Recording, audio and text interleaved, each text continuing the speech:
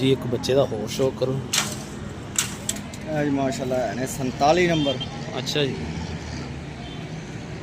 आज माशाल्लाह कोई ज़ाया नहीं होंगे माशा ते लो ये जी, अल्लाह की वो- तरफों नहीं जिवें आंदे भी किसे कबूतर दे अकल हुंदी है। हाँ जी हाँ जी। इन्हां नूं हनेरे 'च सानूं लाउणा नहीं पैंदा, अच्छा जी लो ये जी अपने आप ही हनेरे 'च पैंदे। माशाल्लाह वाकई यार ਇਹ मजा आ- ਵਾਹਦ ਭਾਵੇਂ ਸਾਡੇ ਕੋਲ 100 ਜੋੜਾ, हाँ जी ਇਹ ਵਾਹਦ ਜੋੜਾ ਕਿ ਜਿੰਦੇ ਹਨੇਰੇ 'ਚ ਨਹੀਂ ਲਾਉਣੇ ਪੈਂਦੇ ਸਾਨੂੰ। अच्छा जी क्या बात है। तो जी भाईजान इनू बड़ी बरीकी नाल चेक कर लेना। कहते हो ना अच्छे कबूतर की पहचान दसो, कबूतर आप एक बड़ी बड़ी किताब है। लो जी फोकस कर लो इस ठीक है जी।